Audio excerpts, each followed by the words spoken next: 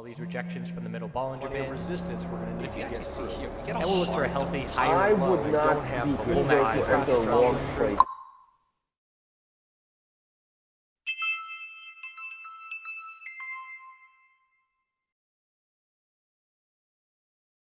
Hello, crypto friends. So we're going to look at Bitcoin, Ethereum, Litecoin, BCH, ETC. Just going to round up all the names that are now on Coinbase, welcoming ETC to the party. And then we'll look at some different altcoins tomorrow and into the weekend as well. The bounce is starting. The volume climax from yesterday on both the daily time frame and the 4-hour time frame indicated the temporary bottom. I say temporary because we still need follow through for the bulls to prove things to us, but it marked the bottom for now. Currently still in my half position, and one thing that's keeping me holding this position a little bit longer is the shorts, which we will look at in just a second. So what we have is daily inside bars forming. We know how that works. We watch patiently and wait for this candlestick to close, and then we watch tomorrow and look for a break of this inside bar. I am watching the 4-hour time frame inside bars. So a break of 64.40 would be an initial bear break, and a break of 65.16 would be an initial bull break. The 15-minute time frame is trying to ride the exponential support and hold it, and you can see at this point it has done so successfully a number of times. We have had some bull breaks on the 15-minute time frame without the ability to see follow through. So I'm looking at 65.57 as our clear resistance, and then another level here at 65.16. In terms of support, 64.60 is the first level, with 64.27 the low of this consolidation. So we should see a break within this range. This is the 15-minute time frame. I'd say within the next hour and a half, we're going to get either a bull break and test the highs or a bear break and test the low of consolidation. So a nice tight channel. Bull's pretty pleased with how well we are holding on. And the reason for that is the shorts are only adding. They are not consolidating. Look at the 4-hour RSI on this short chart. And we scroll back and say, when has it been this high in the past? And it has only ever been this high in the ever since 2017. So we're talking pretty much a year, a little less than a year, 11 months. It has only been this high 1, 2, 3 times. This is the 4th time. Look at what happens every time it gets this high. It leads to significant short covering from those levels.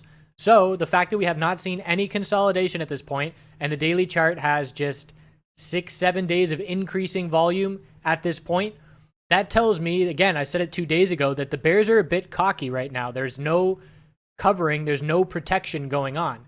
So obviously they can protect by hedging and things like that we can't see, but just in terms of margin shorts closing, it's not happening.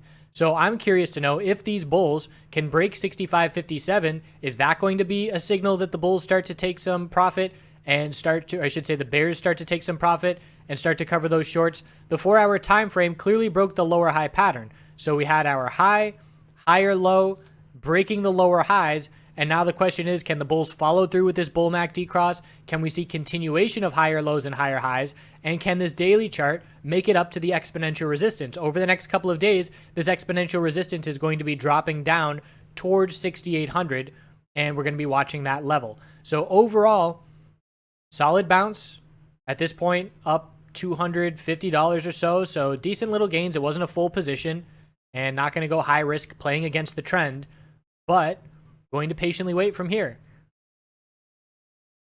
And we should get some more information perhaps before the end of this video. We'll see if we can test this resistance right now. So where does that stand with Ethereum? Ethereum is a daily inside bar as well. Comparing the 4-hour time frame, a little bit weaker, and really to see the details, look at the 15-minute. So comparing the 15-minute of Bitcoin, higher lows and higher highs over the past bunch of hours, and Ethereum, lower highs and lower lows over the last bunch of hours. So definitely a bit different of a setup.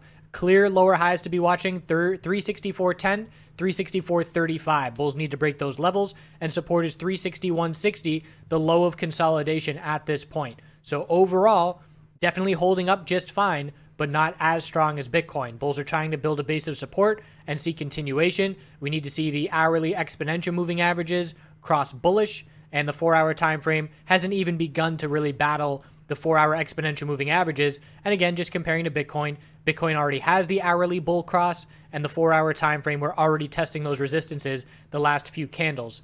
So another leg up, and the shorts will start to sweat a little bit. Most of them are profitable. One thing that I do when I'm looking at the shorts chart is I'll look and I'll say, okay, when did this move start significantly for Bitcoin, and I'll say down here, and this is at 89930. So look at where were the shorts at 89930 this morning, and that was right here. So I can pretty much say that anybody that got into a short position here is in the red right now. So the more shorts that are in the red, the more pressure they have. So it's still not a ton of pressure at this point, but if we can see a break of Bitcoin, let's see, if we get over this resistance zone, that will be notable. And look at us hitting this previous resistance zone. We had a top up here at 65.55, and here we are topping out at 65.57.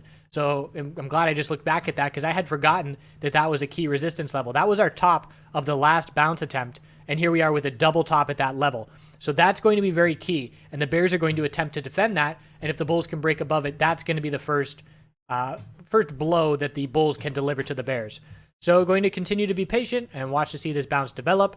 Even if we don't get continuation right now, again, we're going to be looking for a 4-hour higher low to form after this bull move. We'll look for a higher low compared to 61.78, and we'll watch to see how these daily inside bars break tomorrow.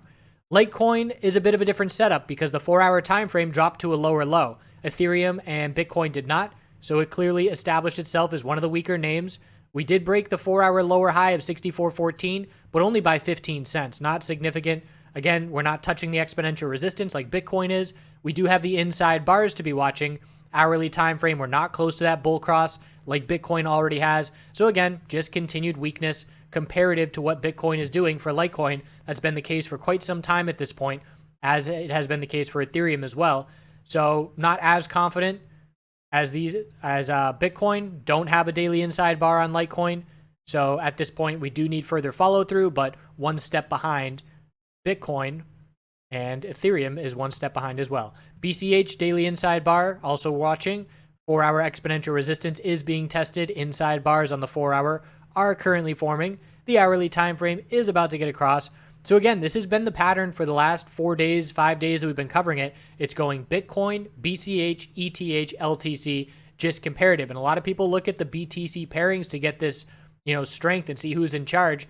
But for me, everything that I just did in the last 10 minutes talking to you is how I compare these charts using the US dollars. I look to see where they are relative to their exponential moving averages. I look to see, percentage moves, holding down the shift button and seeing, where's the low to the high. BCH 7%.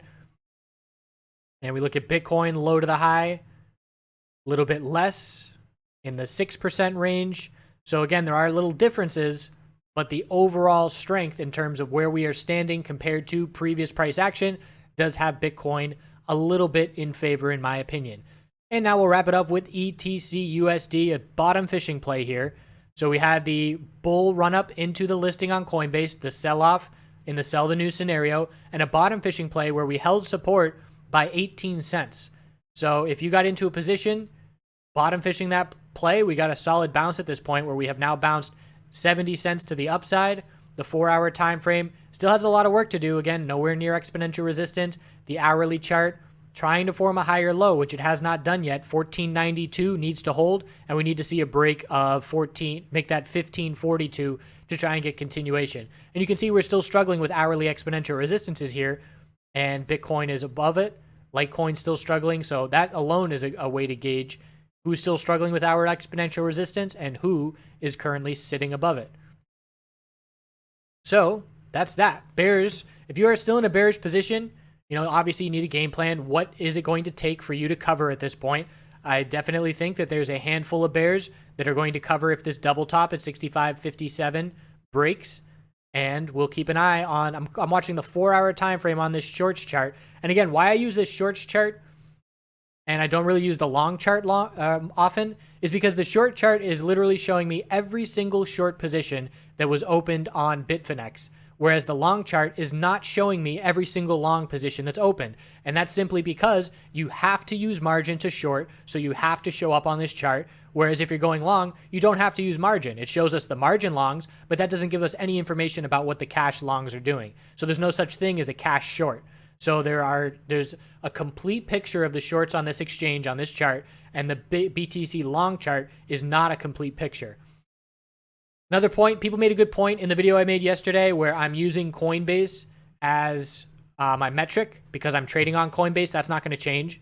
So I'm going to continue to use Coinbase, but they made a good point. I should be cross-referencing more the other exchanges for volume. But the point that I made yesterday about the volume climax on the daily, it still stands on these other exchanges. So Bitfinex, highest volume day in 2 weeks was yesterday, and the only day higher in the last month plus was the top climax, the climax signaling the high. So that was on Bitfinex. And just to compare it to Binance, daily chart, highest daily volume since the climax at the top there. So it still remains the same. Yes, it stood out a little bit more on Coinbase, but the pattern is still there in terms of a significant multiple week high of volume and it marking the temporary bottom. Interesting to note that BTC USD right here, solid volume on this daily inside bar. I would not expect that much volume on the inside bar. Coinbase a little bit less. That's a good sign for the bulls. As far as Binance is concerned, that shows a good amount of bull volume into this bounce. So that's that. And other people are talking about, why does the crypto market care so much and why is it hinging on the US? The US is, a minuscule amount of the volume traded. And these are all good points. There are major markets in other countries around the world, but I do believe that the US is running things right now in terms of this, reaction to the ETF. There was no doubt that the ETF talk helped with the bulls on the way up in July, and there's no doubt that the delay helped with the bears on the way down here. So why I think that is a factor is because you look at the global stock market world, and for every single dollar that is traded on any stock exchange anywhere in the world, the US accounts for 35% plus of that. Right now, if the US is trading maybe 5% of the cryptocurrency space, the market is viewing the US as a place for growth, as a place for more money to pour into the space. So that's why the ETF is having such an impact, because people are looking for, again, catalysts as well. Fundamentally, what are we looking for on the short-term horizon? Everything is run by catalysts to a certain degree. Obviously technical analysis is going to work on its own in times where there's not news. But let's just look at, again, I've been comparing to the Canadian MJ sector time and time again over the past couple years. And look at Canadian MJ. We had the all-time high up at $44. And then we pulled back and we just consolidated. Definitely a different pattern than crypto because it was an equilibrium rather than, let's actually go to this example. So the previous all-time high was up at 1786, and this is more like it. Look at this consolidation, just brutal. We went from 1786 down to 658. We lost 60+% of market value in this stock. And look how many weeks in a row of red we saw. Could you imagine if Bitcoin did this? 1, 2, 3.5 months of red every single week. So the sentiment shift here is that seasonally, the Canadian MJ sector is weak in the summer. The sentiment then was looking towards a fundamental catalyst of a vote in, it just recently happened a couple months ago. So that's what everybody was looking to. And this is the price running up into the vote. So here we are heading up into the vote. And it was a lull because there was no bullish catalyst anticipated. So the bulls didn't have any rush to get into a position. The bears did their thing. They knocked the price down. People, bailed and got fearful and, exited their positions. But all it took was a change in the weekly trend. And we were all over this with the chart guys right here. As soon as we got our higher low and then broke this level, that is when we were back in the game for the bulls. And my point is that, number one, yes, fundamental catalysts have a significant impact. And if we don't have anything on the near-term horizon, that allows periods where the bears can run with it because there's nothing that's telling the bulls I need to buy now. There's no sense of urgency. And another factor is I'm loving the clarity of the downtrend on Bitcoin, just in the sense that when that weekly trend changes, we're going to see it happen a mile away.